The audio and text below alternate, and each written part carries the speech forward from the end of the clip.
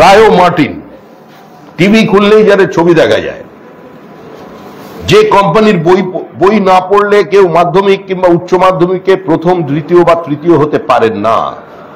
Rayo Martin বিদ্যাসাগরের পরেই যদি প্রতিভাধর কোনো সংস্থা জন্মে থাকে, বর্ণ পরিচয়ের কাছাকাছি প্রায় মর্যাদা চলে গেছে বিজ্ঞাপনের কারণে। ইনি লিখছেন অষ্টম শ্রেণীর ইতিহাস বই। দেখুন এই বইতে যেটা লেখা আছে, এখানে পাতাও বার করে দিচ্ছি পড়বার সুবিধার জন্য আমি পড়ছি।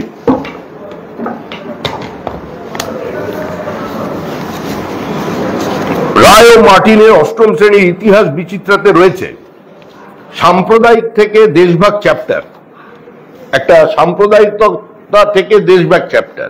অষ্টম শ্রেণীতেই সবাই বুঝে যাবে ইতিহাস। ব্রিটিশরা হিন্দুদের তোষণ করত। মদন মোহন মালব্য একজন গোঁড়া হিন্দুত্ববাদী নেতা ছিল। হিন্দু পুনরুজ্জীবনবাদীরা হিন্দু ধর্মের গৌরবময় অতীত এবং প্রচারের নামে তাদের ঐতিহাসিক ও পৌরাণিক চরিত্রগুলোকে অতিরঞ্জিত করে তুলত।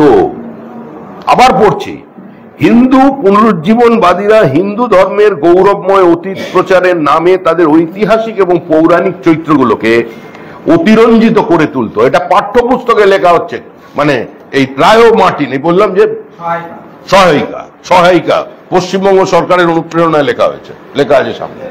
লেখক আবার কে? ডক্টর শ্যামল মন্ডল, ডক্টর মোহাম্মদ শফিউল হক। আমার বাংলাদেশের লোকজন হবে, কারণ বাংলাদেশের ছোঁয়া পাওয়া যাচ্ছে এখানে।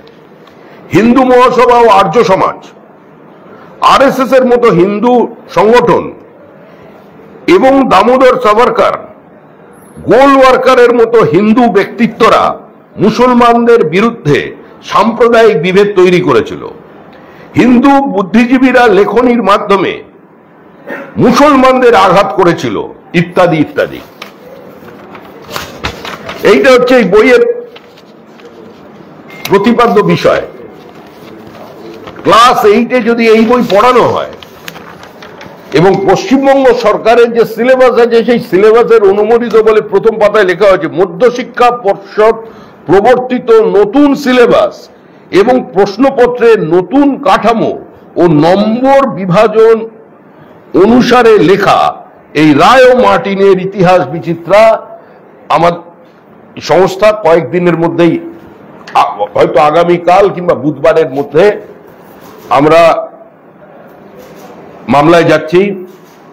পার্টি নয়, অন্য সংগঠন মামলা করবে। 15 দিনের টেক্সট বুক সহায়িকা, যেই হোক, প্রশ্নটা যেই হোক। রাজ্য সরকার রেকমেন্ড করেছে কি করা নিয়ে আমাদের দেখার দরকার নেই। রাজ্য সরকার এই বই পড়তে, এই বই চলে কি করে?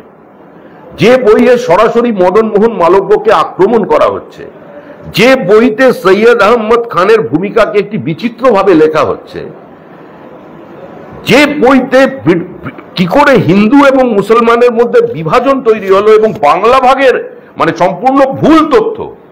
স্যার সৈয়দ আহমদ খান তিনি ইংরেজি শিক্ষা এবং আধুনিক শিক্ষা মুসলমানদের ছড়ানোর জন্য প্রথমে চেষ্টা করেন, পরে তিনি দ্বিজাতি তত্ত্বের কথা বলেন। জিন্না প্রথমে দ্বিজাতি তত্ত্বর কথা প্রথমে জিন্না তো আনেননি, কিন্তু তার বক্তব্য থেকে বিভিন্ন সময় এটা চলেছে। এটা ইতিহাস। এটা ক্লাস 8-এ পড়াশোনার কোনো প্রয়োজন আছে বলে তো মনে হয় না, কিন্তু লিখলেন। কিন্তু লিখে সরাসরি এ ধরনের সংগঠনকে, আর্য সমাজের মতো সংগঠনকে আক্রমণ করছেন। গোলওয়ার্কারের কোন লেখায় আরএসএস কোথায় কবে মুসলমানদের বিরুদ্ধে বিদ্বেষ ছড়িয়েছে? সংঘের প্রার্থনায় কোথায় বিদ্বেষ আছে? হিন্দু কোনো বাদ, হিন্দুত্ব কোনো বাদ নয়। হিন্দুত্ববাদী যারা লেখেন, হিন্দুত্ব কোনো বাদ নয়, এটা কোনো ইজম নয়, it's a way of life.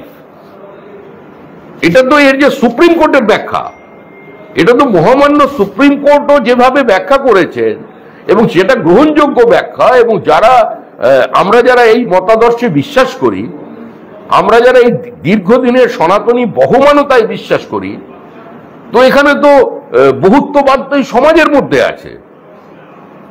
আমার প্রশ্নটা ক্যাটাগরিক্যাল ছিল। আমার প্রশ্ন সেটা হচ্ছে প্রোপাগান্ডামূলক বই হাজার হাজার আছে, এটাও ধরে নিন আপনি প্রোপাগান্ডামূলক বই, কারণ রাজ্য সরকার তো এটাকে রেকমেন্ড করছে না।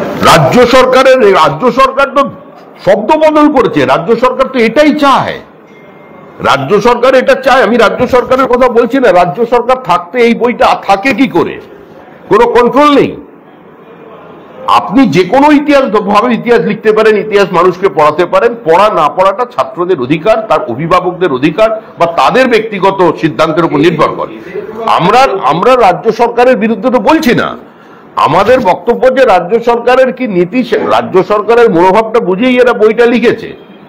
যেখানে রামধনু রংধেনু হয়ে যেতে পারে, যেভাবে রাজ্য সরকার বিভিন্ন ভাবে মানে ওই সিঙ্গুর আন্দোলনটাকে মোটামুটি ভাবে গান্ধীজির অসহযোগ আন্দোলনের উপরে তুলে নিয়ে যেতে পারে এবং সেখানে বিচিত্র বিচিত্র ব্যক্তিদের, স্বনামধন্য ব্যক্তিদের তাদের ইতিহাস বই সামিল করে দিতে পারে, সে অধিকার তাদের আছে।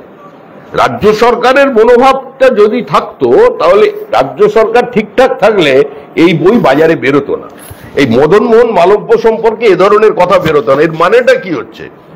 এর মানে এটা দাঁড়াচ্ছে যে রামধুনকে যে গান্ধীজি সারা ভারতবর্ষের মধ্যে একটা স্বাধীনতা পাওয়ার উদগ্র বাসনা তৈরি করেছিলেন এবং বিভিন্ন সময় তার বক্তব্যে তিনি রামকে কোট করতেন, এ বলছে অতিরিক্ত মহিমান্বিত করে মুসলমানদের আক্রমণ করেছে। এবং এই বইয়ের ওই কত পাতা থেকে 272 থেকে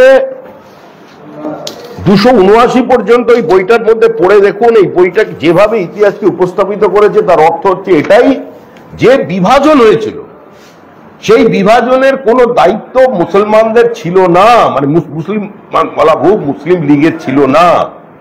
এই ঘৃণা, এই বিদ্বেষ সম্পূর্ণভাবে তৈরি করেছিলেন ভারতের তদানীন্তন রাষ্ট্রীয় জাতীয় নেতারা, মানে সর্দার প্যাটেল, মহাত্মা গান্ধী, নেহেরুর কারণে, তাদের এই হিন্দুত্ববাদের কারণে। এ তো তাই লিখছে, তাদের অতিরিক্ত আমাদের মাইথোলজিকে গৌরবান্বিত করার কারণে মুসলমানদের বিরুদ্ধে ঘৃণা সৃষ্টি হয়েছিল এবং সেটাই বিভাজনের কারণ। এই বই পড়ে নতুন নতুন বিদ্যাসাগর তৈরি হবে। আমরা বলছি যে এই বই, এই কোম্পানি সাবধানে থাকুন, এসব কিন্তু আর এখানে চলবে না। একটা সময় চলতো, সেদিন চলে গেছে, বামেরাও মুছে গেছে, কেউ বাঁচাবে না। এখন মানুষ যদি আবেগতাড়িত হয়ে যায়, এখন প্রবল প্রতিরোধ চারিদিকে চলছে। বাঙালি আবার জেগে উঠেছে, হিন্দু বাঙালির ঘুম ভেঙেছে। ফলে কোথায় কি হয়ে যাবে, কোথায় ভাঙচুর হবে আমাদের জানা নেই। 15 দিনের মধ্যে এটাকে প্রত্যাহার করতে হবে। আমরা দলের পক্ষ থেকে এটা বলছি যে যাদের সম্পর্কে বলেছেন তারা আইনানুগ যা ব্যবস্থা নেবেন।